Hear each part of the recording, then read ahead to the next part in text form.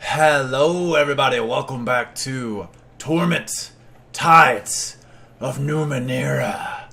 I had a bit of a scare there. When I tried to load this file, it said it had an issue loading it. And I tried a few more times and nothing would happen, but it seems like relaunching it allowed me to load it. I don't know what difference that made, but yeah, I guess it wouldn't have been too bad. I didn't really do all that much. It's just a bunch of reading, which obviously you can skip through that pretty easily, but if this playthrough ends abruptly, that's a good reason why.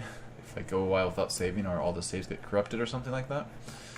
So as promised, we're going to go slightly north here to this fancy looking building here. Let's talk to Levy. Order of Truth. Okay, so this, I believe, is where what's-her-name told me to go. I don't know if we're going to go there quite yet, because I feel like shit's going to go down if I do. It just looks like that type of place, doesn't it? Oh, Levy's a type of person. So what's this place? If that's the Order of Truth. Sigyn. This woman is dressed much like the Levys who flank her, but unlike them, her expression is sober and alert. Her hair is cut short, the corners of her eyes wrinkled with crow's feet. A little swarm of mechanical drones circles around her, buzzing messages in her ears. She whispers replies in return, and every so often, one of them whisks away, disappearing into the city. What is it, citizen? She pauses, eyes darting to your tattoo, then to your face. No! You're the one they call Dawn. I heard you were in the city. You sense awareness in her. It's been 10 years since your last visit. I was too young to know you then, but the drones remember. 10 years ago, you couldn't have been a child. You're not that young. What did the drones remember about me? On cue, two of her attendant drones dip close to her ear, emitting a stream of raspy noise that might be some sort of language. You kept to your own affairs, but everywhere you went, the city held its breath. People deferred to you, even the ones with power and influence. You look the same as you do now. Exactly the same. I want to know why. And if you don't mind telling me, I want to know what you're doing in Sagas now. Scan thoughts. The stories they tell me are troubling. I'll have to keep an eye on this one. So this is interesting. She's telling me she knows me from 10 years ago. But if she knows me, 10 years is not a long time. Did I read that right? 10 years ago? 10 years since your last visit. So that's not a long time. No one else seems to recognize me, especially, I can't remember that lady's name. The older lady who was with me at the beginning. You would think maybe she's more like a traveler though, but still, like, we've run into quite a few people here, and obviously I was a very important person. And the gatekeeper people, the cult, they didn't recognize me either, so I don't know what to say about this. I'm trying to escape a creature that's hunting me. I don't see any reason. That's not specific enough not to give away something. Smoking tendrils, grasping talons, a towering, nebulous shape. She sees the look on your face and nods. I've seen it, but only through the eyes of a drone. Not long ago, it killed a man in the streets. A man with the same mark you bear. Whoa, so I thought that was all in my head, so it is an actual physical manifestation? I said that word very oddly. You can tell it's my first recording of the night, because I always stumble on my words a bit more on the first one. I should do like a test one, but I'm too lazy to do that. If anyone else knew, there'd be panic. Even if it's only hunting. People like you. I haven't told anyone. Not even the council. Who the council? Who they? Another drone swoops past you, stopping just short of the woman's head. It unleashes a series of raspy buzzes and squawks. She whispers something to it, then glances back in your direction. What was it you wanted? What's in the building behind you? It's large and in charge. She frowns. How is it that you don't recognize the seat of government? I know you lived here for a time. Scan thoughts. I must learn more about these cast-offs. Something isn't right about them. Too focused on my studies, I guess. Sounds like something an Aeon priest would say. But they're savvier than they pretend to be. Some of them. Anyway. How do I get this back? Do I have to rest or something? I didn't see, like, I remember looking for a camp and I couldn't find it anywhere, so that's interesting. We need to find, like, an inn. ASAP. I need my intellect back. I'm sapped of intellect. She waves a hand at the doors behind her. The council meets in there. A representative from every slave family and from some of the guilds, depending upon who's in favor. Hardly anyone goes in through the doors, though. They're just a formality. Most people have other ways of getting inside and out. Just because you have other ways of getting inside doesn't mean you can't use the fucking door. Christ. What were you saying to those drones? They carry my orders to levies all over the city, and they bring reports from the levies back to me. She reaches out a hand, and one of the drones buzzes something unintelligible. A few years ago, the Aeon priests found them buried underground and brought them back to life. I learned their language, so our conversations are safe from prying ears. Thanks for telling me that. Who are you? Sijin, captain of the levies. I'm not a levy myself, but I command them. What are levies? She gestures at the two burly, smiling men to her left and right. They look like identical twins.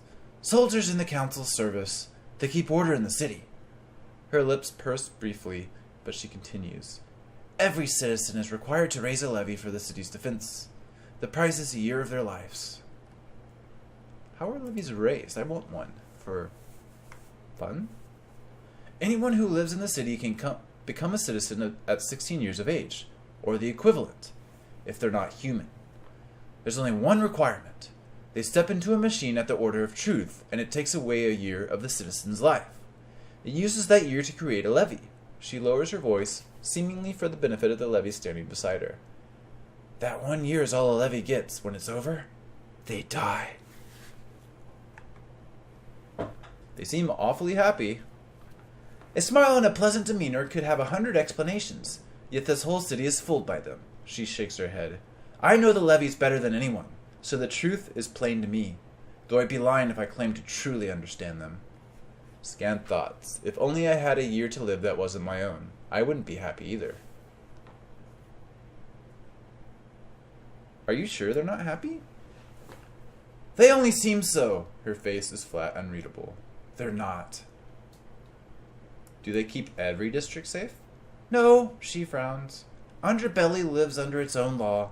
Cliff's Edge lives under no laws at all. Isn't that where we're going, Cliff's Edge? Why didn't you send them to Cliff's Edge? A lot of homes have been collapsing, and the city hasn't been able to help. Her tone is cautiously neutral. The council believes that the presence of levies could incite them to violence. Scan thoughts. It's the Memovira. The council's giving her free reign outside the bloom as well. If they don't keep order in Underbelly, then who does? A man called Folsom. Her expression is unreadable. I don't know anything about him. Don't lie to me. Scan thoughts. Except that the council needs him, and so he does whatever he likes. Okay. Let's see if she has anything else to say. No.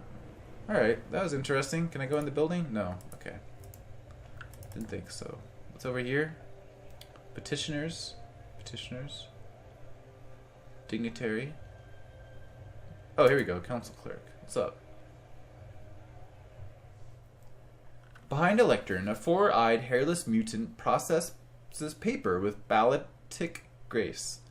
He's endlessly snapping the elegant fingers of his left hand, and each time the air twists and shimmers, either disgorging a document to be processed, or accepting one that he's completed with his ink-stained right hand. Each of his eyes regards a distinct object, portals that are opening, preambles and recitals that must be reviewed, his own addenda that must be flawless. One eye twitches in your direction. That's creepy. Oh, balls. Okay. Exaggerated scorn twists his mouth, and though his eye remains fixed on your face, he gives no verbal acknowledgement. The closest he comes is a faint sigh. At last, after shunting a half-dozen more documents to some distant cubby, he condescends to well, I'd never heard the phrase like that. He condescends to speak. It's interesting. You must wait, of course, until council matters conclude. His quarter gaze leaves you. His face returns to its former equanimity, and he continues his work, which shows no evidence of slacking, let alone concluding. I'd just like to talk to you for a short moment. A moment's courtesy will cost you nothing, but any more rudeness will cost you dearly. Scatter his papers to get him to pay. Oh yeah, we're doing that. Scatter his papers to get him to pay attention to you. Pay attention to me! Pay attention to me! Pay attention to me! Pay attention to me! Pay attention to me! Yeah.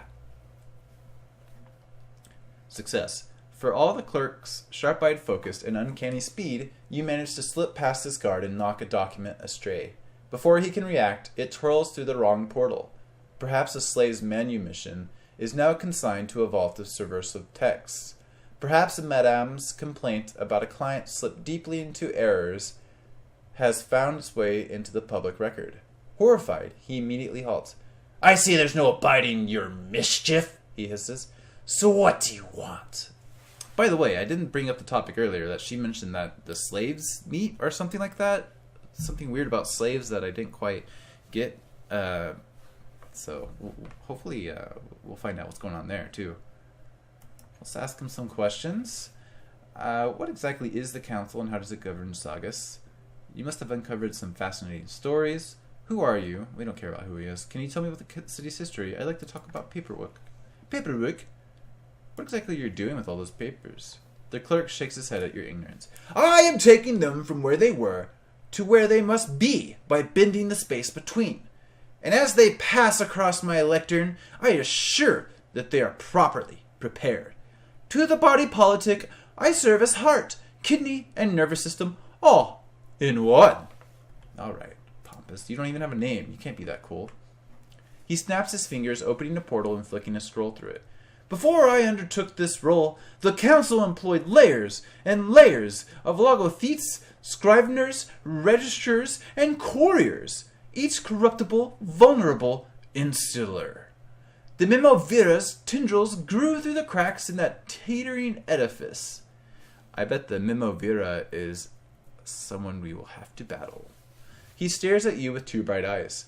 But now there is only myself. Had it not come to this office, I wonder who would rule the city. Scan thoughts. Not that the Mimavira has not tried, but even she cannot corrupt the incorruptible. Okay, tell me about Mimavira, please. The clerk scowls without looking up. Some builders raise monuments of marble. Others tear the monuments down, cook the marble to lime, mix the lime into concrete, and use the concrete to make hardened bunkers. He shakes his head. Organizations can be made the same way, and people. The Mimavira has demolished many things, and from the rubble has built an impenetrable organization of hardened souls. You would be wise to keep your distance. An eye glances your way, but you do not look wise. Nothing about Zeb in older records of the city's past. Who's Zeb? You're expecting him to appear in the past as well, he snorts. I'm guessing this has something to do with that gate around the corner. Unfortunately, the answer is no. I have no record of the boy in the past, so clearly that is not where he went. Do we know Zeb? I don't recall that name at all. You mentioned the Mimavira. Where can I find the Mimavira? You already called me not wise. Let's just go with it. The clerk chuckles quietly while filling out a form. The bloom. A moment later he adds, sometimes, it seems, one can indeed judge a book by its cover. Alright. Where did you say I could find the Mimavira? Fascinating stories, history. What exactly is the council and how does it govern Saga's Cliffs? The clerk sniffs. Paper governs Saga's Cliffs. Paper allows the few to rule over the many. Paper allows the many to organize into a single whole. Authority resides in diktats, compacts, agenda, the means by which thoughts are refined, disseminated, and preserved. So I'm going to be completely honest with you guys and reveal a deep, dark secret about myself, and I hope it's okay, and I hope you accept me for who I am, but I actually find the shit he's talking about very intriguing, and I wish I could do it. Oh man, that's embarrassing.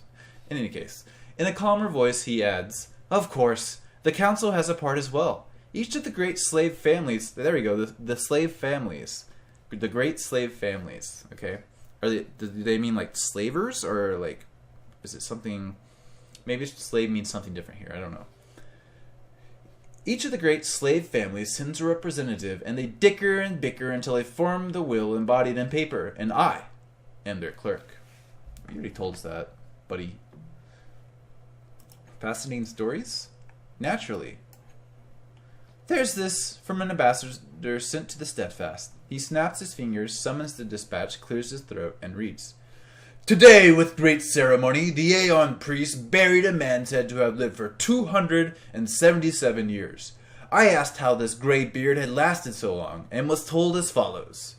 300 years ago, there was a painting of spectacular beauty. There was a painting with spectacular booty hung in the Dirk Hall, a relic from before the Ninth World. For reasons unknown, the work was incomplete. The Amber Pope believed that if finished, it would reveal the truth about human nature that had eluded all intellectual inquiry. He proclaimed that whatever painter could complete it would receive a cipher that would enable him to live for 250 more years. Great artists flocked to the Dirkle to examine the masterpiece, but when they saw it, none dared lift a brush. At last, a young whitewasher approached, carrying brushes and rollers and buckets of paint. I can finish this, he declared. The Amber Pope nodded, and the boy flung an entire bucket of paint across the canvas. The blank region was filled, but the painting was splattered with white, its majesty gone. The Pope held to his vow, and bestowed longevity upon the whitewasher. He was, however, borne to the torture pits below the Dirkle, where he remained until that very day, when at last his long life ceased. The clerk folds the faded dispatch, returns it to its envelope, and sends it away, saying no more. That's interesting. I did not actually expect him to tell me a story. I thought he'd just be like, oh, I must get back to my paperwork. This guy's like strangely nice and chatty for like the character you would expect him to be. In any case, that's enough. The clerk gives no acknowledgement that he heard and merely continues his work. Alright. Oh, changed, red, increased. I hope we get the explanation on the tides sometime soon, because that would be good. Okay, so looks like we have a pathway up here. Does it mark? Okay, it does mark these. The Order of Truth, ladder to underbelly. Oh, we can get to the underbelly from there. Let's go see what's over on these other corners here. Let's finish this area off real quick before we move on. What's this? What the hello? What is this? Hello? Click. Clickety click click clack. Towering above you is an enormous archway of metal and synth. Energy pulses through the structure, spilling from thin, transparent panels and subtle shades of gold and cyan. So, I think I might have mentioned earlier in this playthrough that I tried Pillars of Eternity and didn't really stick to it. A big reason of why is because fantasy, everyone knows what's going to happen typically in a fantasy. I'm not saying it doesn't surprise you later on, but earlier in Pillars of Eternity didn't really grab me in. But I love this fucking weird shit that goes on in this game. And like, you just wander up here and there's this big fucking contraption and you have no clue what it does. And it potentially does something really cool. It potentially does nothing. But I just like that feeling of exploration that you get in this type of wacky world. Examine the archway more closely. It appears to be dormant, but very much alive. The archway emits a low and constant hum, just at the edge of your hearing. Across the top, illuminated words are inscribed. The House of Empty Time. Heavy rope-like cables connect the archway to an ancient device nearby. The House of Empty Time. So it probably brings you somewhere outside of time? Maybe? Try to activate. You scan the parts of the arch that are accessible from the ground, but you don't see anything that resembles a control device. Finally, you give up your search. If the arch can be activated at all, the method is unclear, or mystical. Perhaps it could only be activated by the words of its creator, or someone designated by that person. Such things are not unknown in the Ninth World. Okay. I don't think it's going to do any good, but let's go ahead and click on this one as well. It's probably just the same thing. Oh, no. Power still flows through this ancient machine. A brassy heartbeat pulses within it, just at the edge of hearing. and tiny bubbles orbit the entire structure. No, not bubbles. Holes in space. Try to remember why this machine feels so familiar. 50-50. Cool, we did it.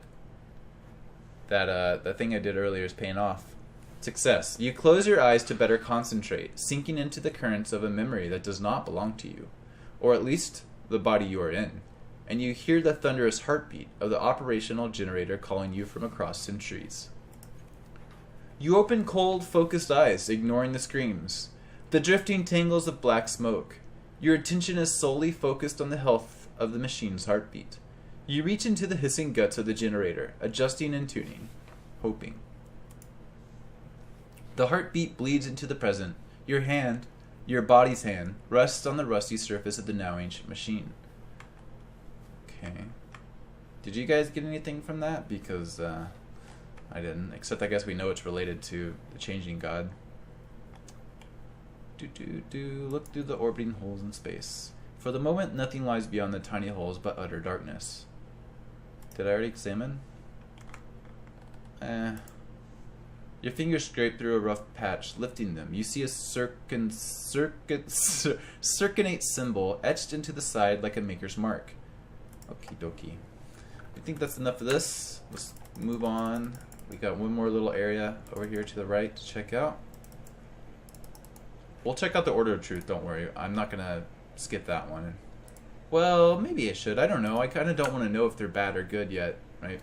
Okay, so this looks like it's just a passage out to Caravanserai, and this is to Circus Minor. Alright, so next time, I'll end the episode here. I think it's been about that time. Next time we'll either check out the Order of Truth. I don't think we're quite ready for Underbelly yet. We'll go down there eventually, of course.